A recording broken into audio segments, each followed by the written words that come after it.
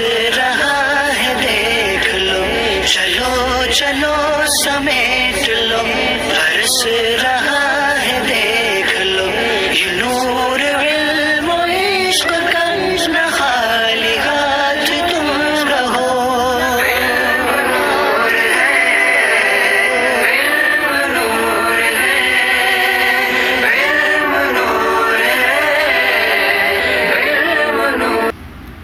چلیں، بسم اللہ الرحمن الرحیم۔ الصلاۃ والسلام علیک یا رسول اللہ، الصلاۃ والسلام علیک یا نبی اللہ، الصلاۃ والسلام علیک یا حبیب اللہ، وعلی آلک و اصحابک یا نور اللہ، صلی اللہ تعالیٰ علیہ وسلم۔ الف لام کے تعلق سے بیان کیا جا رہا تھا۔ الف لام کی دو قسمیں ہیں، استغراقی میں استغراقی حقیقی، استغراقی عرفی۔ استغراقی حقیقی کہتے ہیں کہ لغتاً ہر فرد کو شامل ہو اس کے، تو وہاں تمام کو شامل ہوگا، لہذا عالم الغیب والشہادہ کا معنی ہوگا ہر ظاہر اور ہر باطن کو جاننے والا۔ ایک استغراق عرفی ہوتا تھا، یعنی اس سے شہر کے مراد ہوتے ہیں یا اس کی مملکت کے مراد ہوتے ہیں۔ پھر یہ کہا کہ کوئی جو مفرد کا جو استغراق ہے وہ زیادہ لوگوں کو گھیرنے والا ہوتا ہے بنسبت جمع منکر کے، جو جمع ہو لیکن نکرہ ہو اس کے زیادہ استغراق گھیرنے والا کس کا ہوتا ہے؟ نکرہ ہوتا ہے، اور واحد کا جو استغراق وہ زیادہ گھیرنے والا ہوتا ہے۔ جیسے کوئی کہے لا رجل فی الدار، یہ لا رجال فی الدار کہے تو کوئی یہ اس وقت صحیح ہوگا اس وقت کہنا کہ جب کہ گھر میں دو مرد ہوں ایک مرد ہو۔ مجموعے کی نفی تو کرے گا یہ لا رجال، لیکن ہر فرد کی نفی نہیں کرے گا۔ لیکن لا رجل فی الدار کہنا صحیح نہیں ہوگا، لا رجل فی الدار کہنا صحیح نہیں ہوگا جب کہ گھر میں ایک مرد ہو یا دو مرد ہوں یا تین مرد ہوں۔ کیوں؟ کیونکہ وہاں ہر فرد کی نفی کرے گا، یہ صحیح ہے نہیں؟ تو کس کے لیے ہوا؟ مفرد کا استغراق جو زیادہ شامل ہوتا ہے جمع نکرہ کے استغراق سے۔ اسی طرح آگے بیان کیا، لیکن یہ شرط تھی کہ جمع وہ نکرہ ہو، لیکن اگر وہ معرفہ ہوگا جمع تو وہاں پر اس کا استغراق بھی ایسے ہی ہوگا جیسے کہ مفرد کا استغراق ہوتا ہے۔ ان اللہ عالم الغیب السماوات والارض، السماوات پہ الف لام ہے، جمع ہے، معرفہ ہے۔ اب یہاں پر مراد ہوگا کہ زمین و آسمان کے ہر غیب کو جاننے والا۔ اسی طرح اذ قلنا للملائکہ، یہاں پر بھی ملائکہ جمع ہے، معرفہ ہے، اس پر الف لام داخل ہے۔ تو یہاں ہے کہ ہر فرشتے سے کہا، سارے فرشتے شامل ہیں سجدہ کرنے کے تعلق سے۔ اب یہاں پر ایک چیز بیان کر رہے ہیں کہ ایک طرح سے اعتراض سمجھ لیں اس کو، کہہ رہا ہے کہ آپ نے کہا مفرد اپنے مفرد ہونے کی وجہ سے وحدت پر دلالت کرتا ہے۔ کیا ہوتا ہے؟ مفرد اپنے مفرد ہونے کی وجہ سے وحدت پر دلالت کرتا ہے۔ جیسے مان لیجئے غیبن، یہ مفرد ہے، مفرد ہونے کی وجہ سے اپنی وحدت پر دلالت کر رہا ہے، لیکن کہہ رہے ہیں جب آپ نے اس پر الف لام استغراق کا داخل کر دیا الغیب، تو اب اس کے متعدد ہونے پر بھی دلالت ہو رہی ہے۔ کیا ہو رہی ہے؟ متعدد ہونے پر دلالت ہو رہی ہے۔ ایک ہی چیز مفرد تھی، اب اس پر آپ نے الف لام داخل کر دیا استغراق کا، تو وہی متعدد ہونے پر دلالت ہونے لگا۔ تو لازم یہ آیا کہ معنی واحد، شے واحد ایک ہی حالت میں کیا ہو گئی؟ واحد بھی ہو جائے اور متعدد بھی ہو جائے۔ ذرا سمجھ میں آ گیا؟ لازم یہ آئے گا کہ شے واحد ایک ہی حالت میں واحد بھی ہو جائے اور متعدد بھی ہو جائے۔ تو یہاں پر دو جواب دیتے ہیں اس کے۔ پہلے تو ایک جواب یہ دیں گے کہ مفرد میں جب مفرد کے معنی کو معنی پائے جاتے ہیں، مفرد میں اگرچہ وحدت پائی جاتی ہے، مفرد میں وحدت پائی جاتی ہے یعنی اس کے افراد نہیں ہوتے ہیں، لیکن یعنی جب اس پر الف لام ہم داخل کر دیتے ہیں استغراق کا تو وحدت کے معنی سے خارج ہو جاتا ہے۔ وحدت کے معنی سے، اس کو مثال سے یوں سمجھیں کہ جیسے کہ رجل ہے، الرجل ہے، اور رجل نکرہ ہے، ایک جمع پہ دلالت کر رہا ہے واحد پر، لیکن جب ہم نے اس کو تثنیہ بنایا، جمع بنایا، تو یہ وحدت کا معنی سے ختم ہو جاتا ہے، وحدت کا معنی ختم ہو جاتا ہے۔ ایسے ہی یہاں پر واحد تھا، نکرہ تھا، تو وحدت کا معنی تھا، لیکن جب الف لام داخل ہوا تو اب اس پر کیا ہے؟ وحدت کے معنی شامل ہو ختم ہو جاتے ہیں۔ صحیح ہے نہیں؟ تو اب ایسی صورت میں لہذا یہ جمع ہونا لازم نہیں آیا کہ ایک ہی چیز وحدت پر بھی دلالت کرے اور ایک ہی چیز جو ہے متعدد ہونے پر دلالت کرے۔ اور کیا ہے؟ تو لہذا اس لیے اس میں مفرد کے مفرد ہونے اور استغراق ہونے میں کوئی منافات نہیں ہوگی۔ ایک تو یہ ہوا کہ تسلیم ہی نہیں کرتے ہم کہ وحدت بھی شامل رہتی ہو اور استغراق بھی شامل، تعدد بھی شامل ہوتا ہو۔ ایک یہ ہو گیا، ایک یہ ہوگا کہ تسلیم کر لیتے ہیں، چلے ہم آپ کی، وہ تو وہی تسلیم کر لیا، وہ تسلیم والی بات ہوئی کہ ہاں تسلیم کر لیا ایسا ہوتا ہے، لیکن یہ کیا ہوتا ہے وحدت کا معنی سے ختم ہو جاتا ہے۔ یہ ہو گیا، کیا ہو گیا، الزامی جواب ہو گیا، جس کو ہم کہتے ہیں ہمیں تسلیم نہیں، تسلیم تھا ہم نے ختم کر دیا اس کو۔ اور یہ کہ ہمیں تسلیم ہی نہیں آپ کی بات، ہمیں یہ تسلیم ہی نہیں آپ کی بات کہ یہاں وحدت تعدد کے منافی ہے، وحدت جو ہے تعدد کے منافی ہے، اس لیے کہ اس میں مفرد پر جب الف لام داخل ہوتا ہے اس میں مفرد پر، تو جن افراد کو وہ وزن یا عرفاً شامل ہوتا ہے ان میں سے ہر فرد اس طرح مراد ہوتا ہے کہ دوسرے کا اعتبار نہیں ہوتا۔ کیا ہوتا ہے؟ جن افراد کو وزن یا عرفاً شامل ہوتا ہے اس میں سے ہر فرد الگ الگ مراد ہوتا ہے، وہ اس میں تعدد کا افراد کا لحاظ نہیں ہوتا۔ اس صورت میں لفظ تعدد واحد کے وحدت کے منافی نہیں ہوگا۔ اسی لیے آپ دیکھیں گے، اسی لیے انہوں نے کہا ہے کہ جب وہاں پر ہر فرد کا معنی مراد ہوتا ہے، تعدد کا مراد نہیں ہوتا، اسی لیے آپ الرجل العاقلون کہنا صحیح نہیں ہوگا آپ کے لیے۔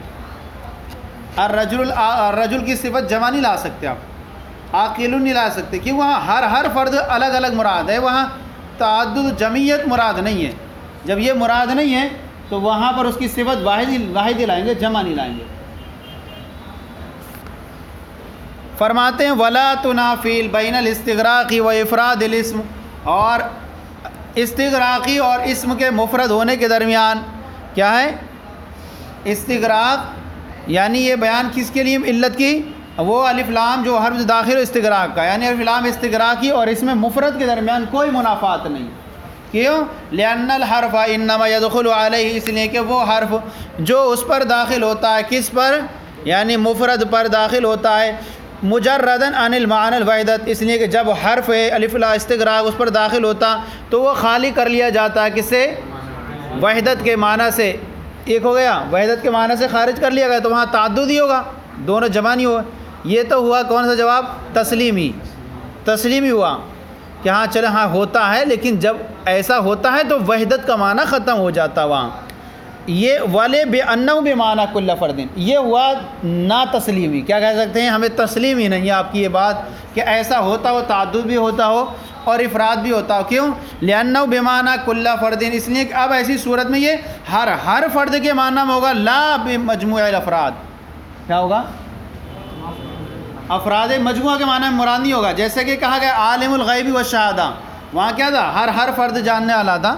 تو ایسے یہاں پر بھی جب الف لام داخل ہوگا تو وہاں مجموعہ افراد مراد نہیں ہوگا، جیسے لا رجال میں مجموعہ افراد مراد تھا، ایسے یہاں مجموعہ افراد مراد نہیں۔ اچھا، مجموعہ افراد اور ہر فرد میں کیا ہے؟ فرق ہے۔ جہاں مجموعہ افراد ہو جائے تو کوئی ضروری نہیں سب کی نفی ہو جائے، لیکن جہاں ہر فرد کا شامل ہو جائے تو مجموعے کی بھی نفی ہو جائے گی۔ تو کہہ رہے ہیں لا مجموعہ افراد، اس لیے کہ یہاں پر ایسی صورت میں یہاں یہ مراد ہوتا ہے ہر فرد کے معنی میں ہوتا ہے، افراد کے مجموعے کے معنی میں۔ جب افراد کے مجموعے کے معنی میں نہیں ہوا تو اسی وجہ سے اس کی صفت لانا ممتنع ہے جمع کی صفت کے ذریعے۔ افراد کا مجموعہ مراد ہوتا تو الرجل العاقلون کہنا صحیح ہوتا، یہاں ہر فرد مراد ہوا تو الرجل العاقل ہی بولیں گے آپ، گویا کہ ہر فرد پر الگ الگ، گویا کہ واضح نے اس کو وضع کیا ہے، الرجل العاقل الگ، الرجل العاقل الگ، سب کے لیے الگ الگ وضع کیا اس کو۔ جب وضع کیا تو واحد کی صفت واحد ہی آئے گی، جمع تھوڑی آئے گی، آ گیا۔ اس لیے کہ یہاں پر اس صورت میں یہ ہر فرد کے معنی میں ہوتا ہے، افراد کے مجموعے کے معنی میں نہیں ہوتا۔ ولہذا امتناع وصف، اسی وجہ سے اس کی صفت جمع کے ساتھ لانا ممتنع ہے۔ بین حاشن دیکھ لیں، یہاں لکھا ہوا ہے عند الجمہور فلا یصح ان یقال الرجل العاقلون، الرجل العاقلون کہنا صحیح نہیں ہوگا۔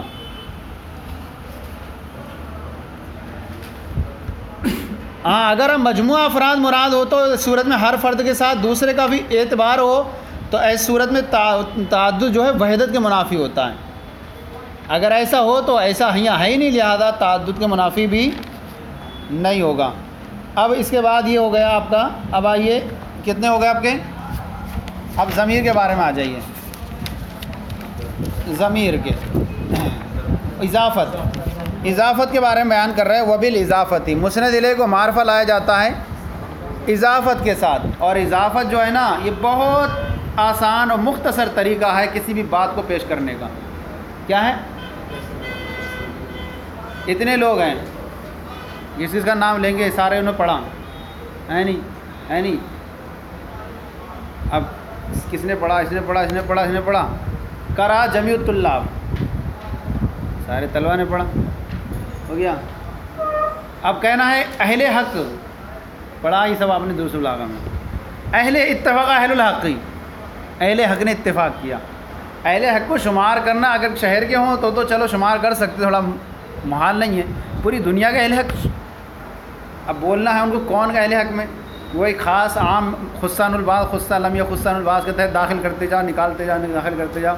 یعنی کون یہ خاص میں آ گیا یا آ گیا، ایسا کریں گے کتوں کو شمار کریں گے. تو بھی حق میں ہے، چلا آ جا، تو بھی اہل حق میں آ جا.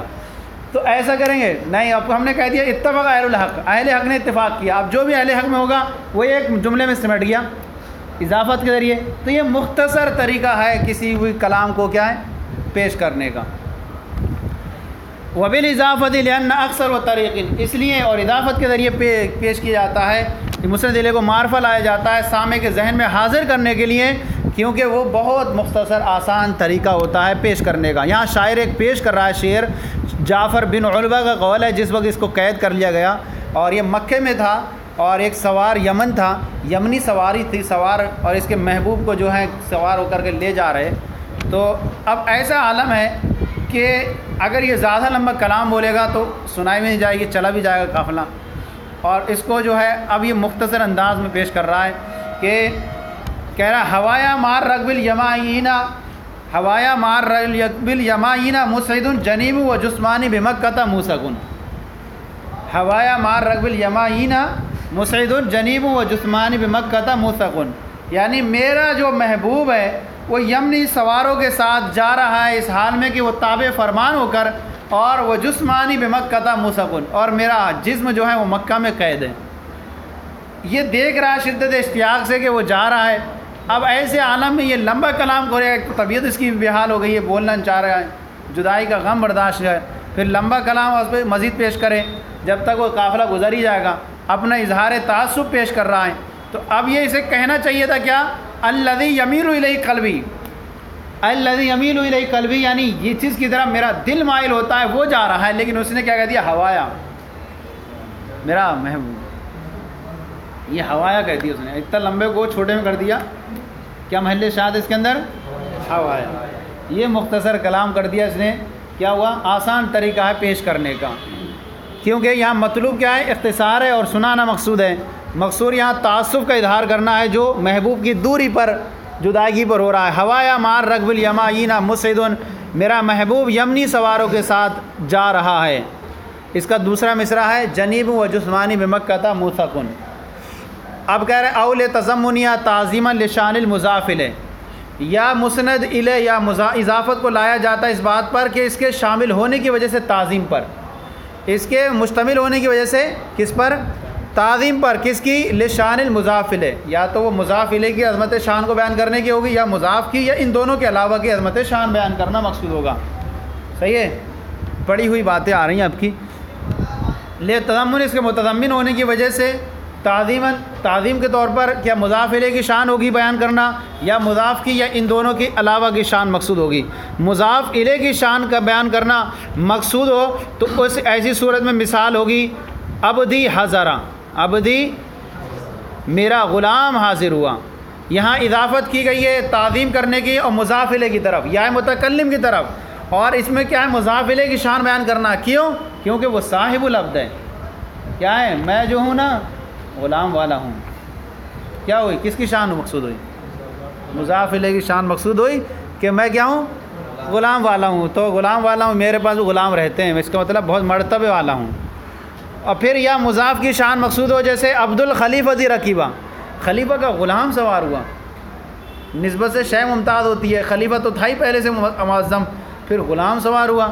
تو یہاں کیا ہوا، اضافت یا تعظیم مقصود ہے مضاف کی کہ کیا ہے، وہ کس کا غلام ہے، عام انسان کا نہیں ہے، خلیفہ کا غلام ہے. تو یہ کس کی تعظیم ہو گئی، غلام کی تعریف، مضاف کی تعظیم ہو گئی، یا ان دونوں کے علاوہ کی کیا ہو، ان دونوں کے علاوہ کی جو ہے تعظیم مقصود ہو.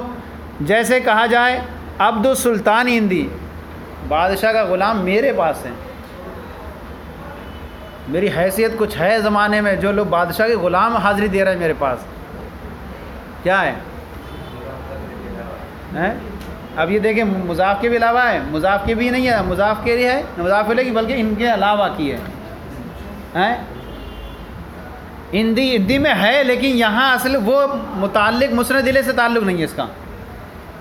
اب مسند الیہ عبد السلطان ہو گیا، لیکن یہ ان دونوں کے علاوہ ہوا کہ بادشاہ کا غلام میرے پاس ہے، تو کس کی تعظیم بڑھی؟ ان دونوں کے علاوہ کی تعظیم بڑھی، کیونکہ بادشاہ کا غلام تو ہر کسی کے پاس نہیں جا سکتا. پی ایم کا جو سیکرٹری رہتا ہے وہ ہر کسی کے پاس جاتا ہے کیا؟ اس کی بھی پوسٹ بڑی ہوتی ہے نہیں، سفارش کرا دو، سفارش کرا دو، ارے آپ کی بس آ رہا ہے، آپ کا عہدہ بڑا ہوا ہے، صحیح ہے نہیں؟ تو یہاں جو ہے کس کی تعظیم مقصود ہوئی؟ دونوں کے علاوہ کی، مسند کی کہہ سکتے ہیں. او تحقیراً، یا جو ہوتا ہے اضافت لائی جاتی ہے تحقیر بیان کرنے. اب یہاں پہ بھی 3 صورتیں نکال سکتے ہیں آپ، مضاف کی حقارت، مضاف الیہ کی حقارت، ان دونوں کے علاوہ کی حقارت. ولد الحجام حاضر، حجام کا لڑکا حاضر ہے. حجام کا یہاں مضاف کی حقارت مقصود ہے کہ کس کا لڑکا ہے؟ وہ نائی کا لڑکا ہے. کس کا ہے؟ ہاں. یا مضاف الیہ کی حقارت مقصود ہو، ارے بھائی نائی جو ہے، نائی کا جو وہ ہو رہا تمہاری نظر میں جو ذلیل، تو اس کا لڑکا کیسا اچھا ہوگا؟ لیکن مقصود کیا ہے؟ نائی کے لڑکے کی حقارت مقصود ہے. یا مضاف الیہ کی حقارت مقصود ہو، حازم زید حاضر، زید کو شکست دینے والا حاضر ہے، زید کو مارنے والا. ضارب زید حاضر، زید کو مارنے والا حاضر ہے. کس کی حقارت ہوئی؟ یہ جو ہے نا، یہ کون ہے؟ اس نے زید کو مارا ہے، زید پٹائی کیا گیا، پٹائی کرنے والا، پٹائی جو پٹ کے آتا ہے اس کی تعریف ہوتی ہے. پٹائی کیے جانے والے کا ہے، پٹائی زید کو مارنے والا حاضر ہے. تو یہاں زید کی ذلت مقصود ہوئی مضاف الیہ کی. یا تیسرے کی حقارت مقصود ہو جو ان دونوں کے علاوہ ہو. جیسے کیا کہا جائے، یہاں اوپر ہی لے لیں آپ مثال میں، اور کہہ دیں ولد الحجامی جلیس زید، حجام کا لڑکا زید کا ہم نام ہے، ہم نشین ہے. حجام کا لڑکا زید کا ہم نشین ہے، تو اس کا پیشہ بھی لگ رہا ہے وہی ہے، پیشہ والے کے ساتھ بیٹھتا ہے.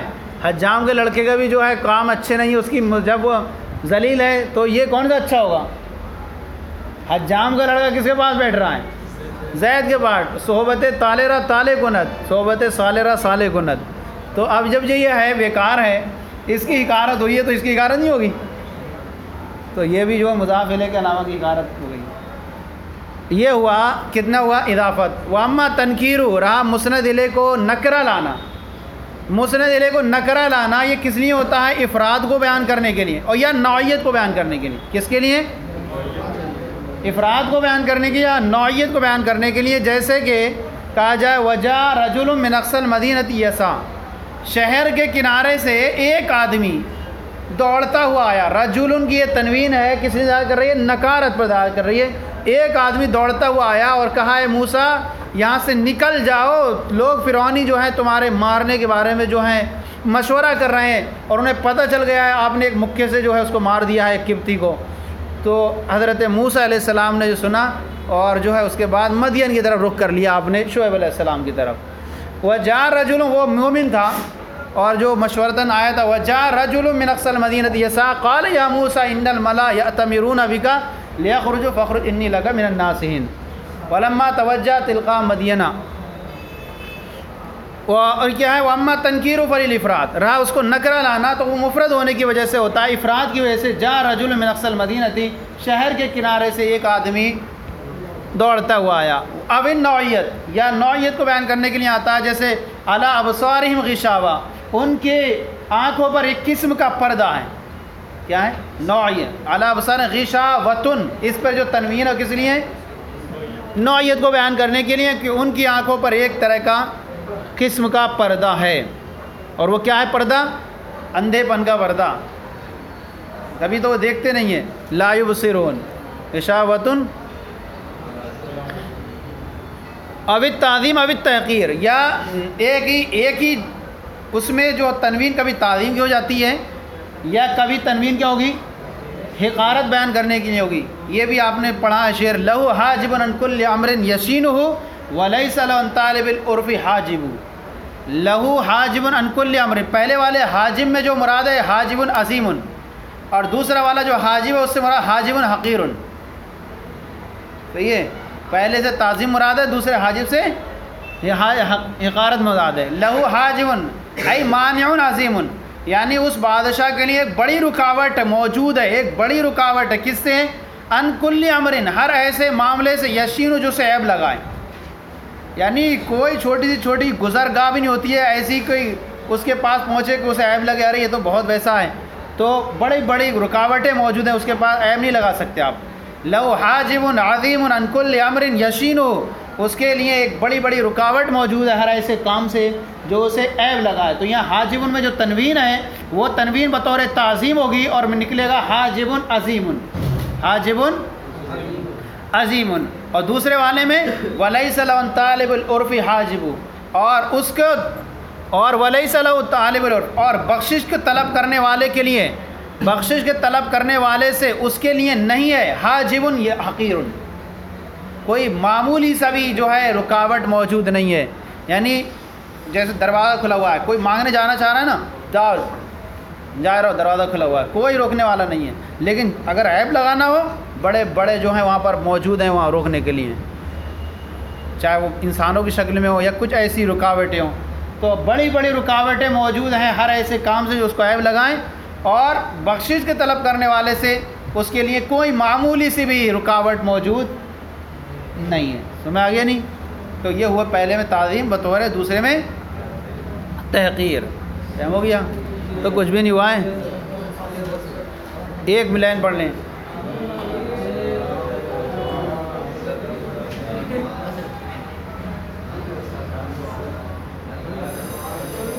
صلو علی الحبیب صلی اللہ علی محمد۔